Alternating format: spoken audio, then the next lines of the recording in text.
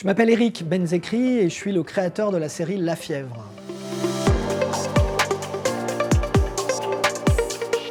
La fièvre, je dirais que ça parle des tensions qui nous traversent et des fractures qu'il y a en France et qui inquiètent le personnage principal de La Fièvre, qui est une communicante et qui se sert de tout un tas d'outils technologiques. Et il me semble que vous connaissez très bien de ces outils parce qu'ils s'appellent VisiBrain.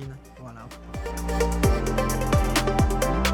Les outils de veille de communication comme VisiBrain, bon, moi je les connaissais depuis les années 80 parce que, en fait, c'était des outils de veille de presse. Mais c'était que la presse. Alors que là, c'est des milliards de contenus à analyser dans le monde entier. Et je me suis dit, comment on peut faire de la communication aujourd'hui, au temps des réseaux sociaux, sans avoir un tel outil ?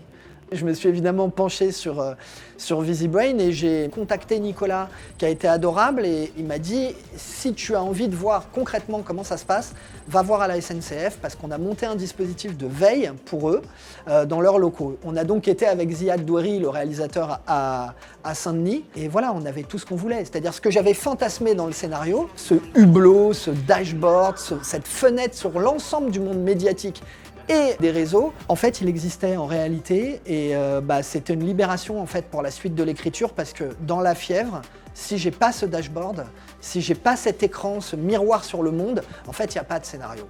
Et donc, ça a été comme une validation. Donc, merci beaucoup les amis d'avoir pensé à tout avant moi. Merci.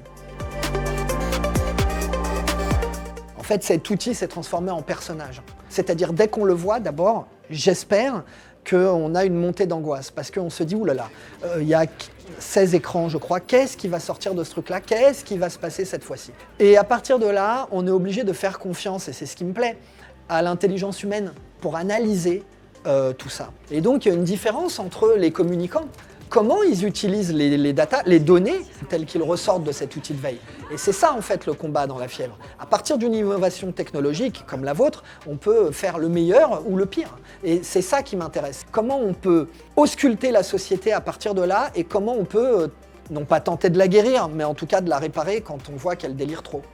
Je pense qu'il est en réalité aujourd'hui totalement impossible de faire de la com de crise. De la com, peut-être pas, mais de la com de crise, en tout cas, ça c'est certain.